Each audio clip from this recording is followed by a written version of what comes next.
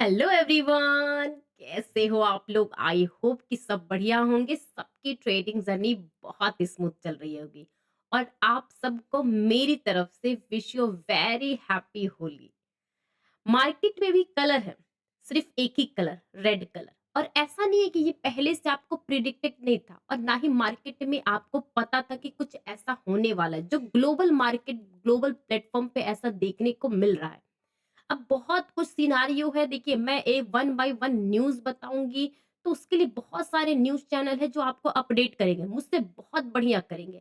लेकिन हम उस न्यूज़ को फ़ॉलो तो करेंगे, लेकिन उस फ़ॉलो करने का मतलब नहीं होता कि सिर्फ़ मार्केट में देखो कि ईरान में क्या हो रहा है, इज़राइल में क्या हो रहा है, यूएसए किस तरीके से रिएक्ट कर रहा है और हमारा इंडियन मार्केट कहाँ खड़ा है। नहीं, हमें समझना है उस न्यूज़ का, उस वॉर का इंडिया में स्टॉक मार्केट से क्या लिंक है। स्टॉक मार्केट को अभी पर्टिकुलर जगह पे जहां आप खड़े हो, जहां पर बिगिनिंग हुई है वर्ल्ड वार 3 की, तो कहीं ना कहीं इसका इम्पैक्ट क्या हो सकता है। हमें ऐसे सिचुएशन में as a investor, as a swing trader, as a trader क्या करने चाहिए।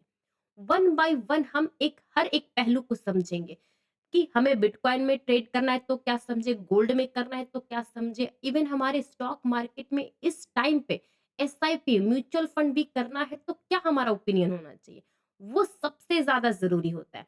फिर उसके बाद आता है कि आपको इंट्राडे में ट्रेडिंग किस पॉइंट ऑफ व्यू से करना चाहिए। तो पूरे अच्छे से वीडियो को देखिए, समझिए, डिटेल में समझिए कि आप एक स्टॉक मार्केट में हो। देखो, डायरेक्टली या इनडायरेक्टली आपके जो भी पैसे इन्वेस्ट होते हैं, चाहे आप पीपीएफ में करो, एनपीएस में करो, एसआईपी में करो, सब डायरेक्टली या इनडायरेक्टली स्टॉक मार्केट में ही होते हैं। इवन कि आपका कोई भी तरीके का जो इंश्योरेंस होता है, टर्म की नहीं कह रही, मतलब कोई भी इस तरीके की जो भी इन्वेस्टमेंट होती है, प्लान होता है, सब के सब डायरेक्टली इनडायरेक्टली सब जाते हैं स्टॉक मार्केट में घूम फिर के। कुछ फिक्स्ड होते हैं, कुछ रेकरिंग होते हैं, बट होते तो डेफिनेटली है। तो ऐसे माहौल में हमें क्या प्लान करना चाहिए, किस तरीके से हमें अपने सेविंग को थोड़ा-सा ब्रॉडर सिनेरियो में रख के सोचना चाहिए कि अभी ऐसा सिचुएशन आया कि आज मार्केट ने बहुत ही इम्पोर्टेंट लेवल, जो काफ़ी टाइम से मार्केट सपोर्ट कर रहा था, वो तोड़ा है। तो ऐसे सिचुएशन में क्या हमें अपने एसआईपी को स्टॉप कर देना चाहिए? क्या हमें इस तरीके से जो गिरावट है वहाँ पे लमसम अमाउंट को इन्वेस्ट कर देना चाहिए? करें तो क्या करें? क्या ट्रेडिंग दिन के हिसाब से करें कि देखिए कि कहाँ पे सेलिंग प्रेशर आ रहा है? अब यही सब चीज़ें एक trader, investor, swing trader proper तरीके से नहीं समझते। उनको क्या चाहिए? बस मार्केट में ट्रेड करना है, मार्केट में पैसे इन्वेस्ट करने, कहाँ करने, कैसे करने, ये सब चीज़ें प्रॉपर प्लानिंग नहीं हो पाती है। ठीक है? देखिए, सबसे पहला मैं एक चीज़ कहूँगी, वीकेंड पे जो फ्राइडे की मेरी वीडियो थी, या आपने मुझे अगर रेगुलर फॉलो किया, उस टाइम पे भी मैं कह रही थी कि वीकेंड पे जो सीन चल रहे हैं ईरान को, इज़राइल को और ये यूएसए का, और इवन कि हमारे मार्केट का जो आईटी सेक्टर है, बहुत सेलिंग प्रेशर झेल रहा है, बहुत ही ज़्यादा सेलिंग प्रेशर जा रहा है। इस सिचुएशन में सबसे पहले आप कोई पोजीशन ट्रेडिंग के पॉइंट ऑफ व्यू से कैरी मत करिए। इवन कि मैं कह रही हूँ स्विंग ट्रेडिंग के पॉइंट ऑफ व्यू से मत करिए। क्यों? देखिए, इसके ना 2 पहलू होते हैं। एक क्या होता है कि अगर आप वीकेंड पे कैरी करते हो सकता है कि मार्केट कुछ ना करे, मार्केट में ग्लोबल मार्केट सब कुछ अच्छा हो, बट स्टिल आपने जो कैरी किया है पोजीशन, वो पोजीशन के बावजूद, कैरी करने के बावजूद, आप बहुत चीजें ऐसी होती है जहां पर आप मिसमैच करते हो। आपका ट्रेडिंग यहाँ रहेगा लेकिन आपके ध्यान कहीं ना कहीं आप जो पर्सनल लाइफ होता है वो स्पॉइल करते हो ना। तो क्यों करना? भाई मंडे को मार्केट खुलेगा, उस दिन कर लेंगे ना। अब यही चीज़ है एक ट्रेडिंग पॉइंट ऑफ व्यू से नज़रिया बनाना कि मैं एक ट्रेडर हूँ और मुझे चाहिए एक अपॉर्च्युनिटी। ज़रूरी नहीं कि मैं कैरी फॉरवर्ड ओवरनाइट रिस्क लेकर के अपॉर्च्युनिटी का फ़ायदा करूँ, और जबकि ये भी मुझे नहीं पता कि वो मेरे फ़ेवर में होगा कि नहीं होगा। इसीलिए मैं कहती हूँ कि आप एक इंट्राडे प्लेयर हो, तो सबसे ज़्यादा ज़रूरी है कि आप अपने रिस्क को मैनेज करिए। आप वहाँ पे ट्रेड पंच करिए जहाँ पर रिस्क कम हो। रिस्क के हिसाब से कुछ रिवॉर्ड मिले। सबसे पहले मैं बात कहती हूँ, आज भी मेरी वीडियो या मैं जब लाइव क्लास के ड्यूरेशन में जब-जब भी मैं टेलीग्राम ग्रुप के अपडेट करती थी, टेलीग्राम ग्रुप का लिंक मेरे डिस्क्रिप्शन बॉक्स में, जो लोग भी पहली बार आए हुए, आप जॉइन कर लीजिए, चैनल को सब्सक्राइब कर लीजिए, बेल आइकन क्लिक करके रखिए। वहाँ पर मैं एक ही चीज़ मैं आपको बताई थी टेलीग्राम ग्रुप में, कि देखिए सिनेरियो बहुत खराब है, लेकिन इसका मतलब नहीं कि मैं हर एक लेवल पे सेल करूँ। 25,000 तोड़ रहा है तो भी सेल कर लो, 25,800 तोड़ रहा है तो भी सेल करो, 24,800 पे आ गया मार्केट तो भी सेल करो। नहीं, ऐसा नहीं होता है ट्रेडिंग। ट्रेडिंग जिस जगह पे आप सेल पॉइंट कर रहे हो, वहाँ से लेकर के आपको जो भी ट्रेड के हिसाब से टारगेट, एग्ज़िट, एसएल होना चाहिए, वो जस्टिफाई होना चाहिए। ये भी कर दो, वो भी कर दो, ऐसे ट्रेडिंग नहीं होती है। तो बी श्योर कि अभी के जो कुछ टाइम होंगे, कल तो मार्केट बंद है, तो कोशिश करिए कि अपने कैपिटल को सेव करने पे रखिए। क्योंकि प्रॉफिट कमाना नहीं होता है, प्रॉफिट को एक्युमुलेट करना ही टारगेट होना चाहिए और आपका एक ट्रेडर बनने का सपना होना चाहिए। ऐसा नहीं कि मेरा एक दिन में 20,000 प्रॉफिट दिख गया और अगले दिन में 40,000 का लॉस। तो वो कैसा प्रॉफिट का स्क्रीनशॉट? क्या करोगे उसका? क्या करोगे? ऐसा प्रॉफिट होना चाहिए कि जो एक्युमुलेट हो, आप उस पैसे को यूटिलाइज़ करो अपने लाइफ में, तब जाकर के आपका एक ट्रेडर बनने का सपना होता है, वो पूरा होगा, अचीव होगा, ठीक है? दूसरी बात, देखिए, अभी अगर मैं बोलूँ स्विंग ट्रेडिंग के हिसाब से, देखो ग्लोबल मार्केट में इस तरीके से कोहराम मचा हुआ है, आपका इंटरनल मैटर फैक्टर हो रहा है, आपका आईटी सेक्टर पहले से सेलिंग प्रेशर में है, रिलायंस सेलिंग प्रेशर झेल रहा है, अब उन सब का प्रेशर आपका एक के बाद एक इंडिविजुअल सेक्टर पे भी आएगा, किस सेक्टर को स्विंग ट्रेडिंग करोगे? किस सेक्टर को करोगे? आईटी वैसे ही बर्बाद है, एफएमसीजी में कुछ हो नहीं रहा है, बैंकिंग सेक्टर अपने आप को होल्ड कर रहा है बट वहाँ पर भी इंटरनल सपोर्ट मिल नहीं रहा है। तो कहाँ पे स्विंग ट्रेडिंग करोगे? स्विंग ट्रेडिंग का क्या व्यू होता है कि आप जहाँ से एंट्री कर रहे हो, वो 1 हफ्ते, 10 दिन, आपको 15 1 महीने दिन का होना चाहिए व्यू ना, बट ऐसा कुछ व्यू नहीं दिख रहा है। तो मेरी मानिए अभी स्विंग स्विंग ट्रेडिंग के पॉइंट ऑफ व्यू से उसको स्टॉप करिए। थोड़ी देर रुक जाइए। सही जगह पे आएगा, मार्केट अपॉर्च्युनिटी आपको देगा, तो जाकर के आप फिर से स्विंग ट्रेडिंग स्टार्ट करना, सेक्टोरल वाइज़, ठीक है? दूसरी बात, क्या इस टाइम पे हम एसआईपी बंद कर दें? नहीं। देखिए, एसआईपी में क्या होता है कि आप डायरेक्टली स्टॉक्स को नहीं खरीदते हो। तो आपको नहीं पता चलता कि मैं कोफोर्स का किस लेवल पे खरीद रहा हूँ, मैं श्रीराम फाइनेंस को किस लेवल पे खरीद रहा हूँ, मुझे नहीं पता चलता है।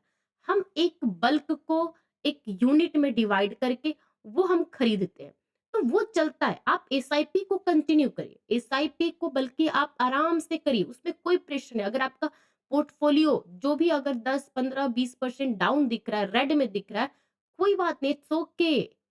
उतार-चढ़ाव होते रहते हैं, म्यूचुअल डॉट कॉम सही है, ठीक है? तो ये चीज़ों को ध्यान में रखिए, ये टाइम नहीं है कि आपको इन्वेस्टमेंट निकालना चाहिए, स्टॉप करना चाहिए। वो आप यूनिट्स में डिवाइड करके आप जब करते हो कुछ पैसे, तो वो यूनिट्स को खरीदते हो। अगर वो यूनिट 600 का है, 400 का है, जिसका जैसा है, तो कोई बात नहीं, वो आपका एक्युमुलेट हो रहा है। आज नहीं तो 6 महीने के बाद, 1 साल के बाद आपके पैसे स्टोर हो रहे हैं, उसमें कोई फँसने वाली बात नहीं है, कि नहीं, नहीं मैं तो फँस गया ये इस लेवल पे खरीद कर के। नहीं, आप इंडिविजुअल स्टॉक्स को नहीं खरीद रहे हो, चलेगा।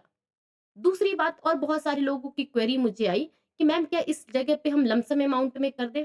नहीं, अगर आपका लमसम अमाउंट करने का विचार है, 1 लाख रुपए लमसम करना चाहते हो, तो आप 30,000 कर दो, 30% इन्वेस्ट कर दो अभी। लेकिन मार्केट जिस तरीके से फॉल कर रहा है, किसी को नहीं पता कि मार्केट क्या टॉप बॉटम बन चुका है। नहीं, अभी तो 1 ही दिन है ऐसा, ऐसा कहाँ कहीं भी ऐसा इश्यू हुआ कि नहीं मार्केट में सब कुछ अच्छा हो गया, या कुछ आपको ऐसा इंडिकेट लगे। 30% इन्वेस्ट करिए, फिर एक लेवल आएगा, फिर उसके बाद 30-40% इन्वेस्ट करिएगा। तो अभी वेट करिए, कुछ पैसे आप लमसम में कर सकते हो, अपने लमसम अमाउंट का 30-40% कर दीजिए, ठीक है? लेकिन अभी और मार्केट में कुछ हलचल होने वाली है, ठीक है? उसके हिसाब से करिए। थर्ड नंबर, बहुत सारे लोग ये भी मुझसे पूछते हैं कि मैम मेरे पास इन्वेस्टमेंट करने को पैसे बल्क में, तो क्या मैं डायरेक्टली स्टॉक मार्केट में कोई रिकमेंडेड स्टॉक्स होगा तो मैं उसमें कर दूँ? भाई अभी का सिचुएशन इतना बुरा हो रहा है, हमें ये सोचना चाहिए कि देखिए, जब आप इन्वेस्टमेंट करते हो तो किसी भी कंपनी का फंडामेंटल देखते हो, राइट? अब फंडामेंटल के हिसाब से आप खुद बताइए कि कौन-सा स्टॉक है जो आप फंडामेंटल पॉइंट ऑफ व्यू से देखना चाहते हो? किस सेक्टर को आप इम्पोर्टेंस देना चाहते हो? या आपको लगता हो कि ये सेक्टर अभी इससे कोई लिंक्ड नहीं है, तो हो सकता है कि आगे चल कर के ये सेक्टर अच्छा इम्प्रूव करे। तो वो चीज़ें पॉइंट टू पॉइंट डिपेंड करता है। अब देखिए, क्रूड ऑयल जिस तरीके से एक्सपेंसिव हुआ है, 72% 73 ऐसे चल रहा है। अब आप खुद बताइए कि क्रूड ऑयल एक मतलब कि बहुत ही बेस होता है कि स्टॉक मार्केट का, जहाँ से आप वैल्यूएशन डिसाइड करते हो। अब उस वैल्यूएशन को आप कैसे जस्टिफाई करो कि नहीं अब हो गया, ये हाई लेवल है वैल्यूएशन का। नहीं होता ना, तो अभी तक से कुछ ऐसा क्योर मतलब कि मार्केट को देखकर, ग्लोबल मार्केट देख कर के, सिचुएशंस को देख कर के अभी कोई ऐसा क्लैरिटी नहीं है कि मार्केट का बॉटम बन चुका है जहाँ से आप इन्वेस्टमेंट डायरेक्टली किसी एक स्टॉक में कर सकते हो। एसआईपी इन्वेस्टमेंट अलग चीज़ है और डायरेक्ट स्टॉक्स में इन्वेस्टमेंट करना अलग चीज़ है। हो सकता है कि आपके 2-4 दिन के बाद कुछ और अच्छा लेवल आए, कोई सेक्टर वाइज़ हो। तो डिपेंड करता है कि सेक्टर टू सेक्टर कैसा वेरिएशन आता है। तो तब तक से आप कुछ दिन तक अपने रिसर्च को स्टार्ट करिए, पिक करिए अच्छे-अच्छे स्टॉक, बकेट बनाइए, उसके हिसाब से थोड़े-थोड़े पोज़ीशंस बनाने को सोचिए। जैसे ही मार्केट कुछ सेटल होता है, कोशिश करता है उठने का, चाहे लगता है कि आपको फंडामेंटली ये स्टॉक्स अच्छे हैं जो आपको डिस्काउंट में मिल रहे हैं, उसको फर्स्ट प्रायोरिटी दीजिएगा। ठीक है? तो देखिए प्रॉपर जब इस जो ये सीन चल रहा है, उन सब को आप ये मत सोचिए कि ये आपके लिए एक क्राइसिस है, नहीं। मार्केट में जब भी कुछ इस तरीके का मोमेंटम आता है, वो आपके लिए गोल्डन अपॉर्च्युनिटी होती है इन्वेस्टमेंट के लिए। तो वेट करिए, वॉच करिए, अपने फंड्स को कलेक्ट करके बैठिए और सही टाइम पे, सही जगह पे, बिल्कुल ही पिन पॉइंट पे एंट्री करिए। ताकि इन फ्यूचर जब 1.5 साल, 2 साल बीत जाए, तो वही चीज़ें आपको रिवॉर्ड करके दें। ट्रेडिंग के पॉइंट ऑफ व्यू से मैं कहना चाहूँगी कि ट्रेडिंग का अभी पॉइंट ऑफ व्यू मत करिए, क्योंकि इंडिया विक्स 16 से भी ऊपर जा चुका है। तो हो सकता है कि 16 पे जब ये है तो यहाँ पे 1-2 दिन टाइम स्पेंड करें, क्योंकि कल हमारे छुट्टी है इंडियन मार्केट की, तो हो सकता है। लेकिन कहीं न कहीं इंडिया विक्स का 16 से और ऊपर जाना आपकी वॉलेटिलिटी को मार करेगा। चाहे आप ऑप्शन सेलर हो, ऑप्शन बायर हो या आप स्टॉक्स के भी ऑप्शन बायर हो। स्टिल इस सिचुएशन में थोड़ा-सा अपने आप को प्रायोरिटी दीजिए सेफ ज़ोन में खेलने का, क्योंकि गेम है ये। अगर आप ज़्यादा रिस्की गेम खेलोगे तो ज़्यादा खतरे में पड़ोगे और जब मार्केट बैलेंस हो जाएगा, तो आपको उस टाइम पे अफ़सोस के अलावा कुछ नहीं रहेगा। तो प्लीज़ अपने आप को पहले सेफ रखिए। Okay? Wish you all the very happy Holi. Thank you.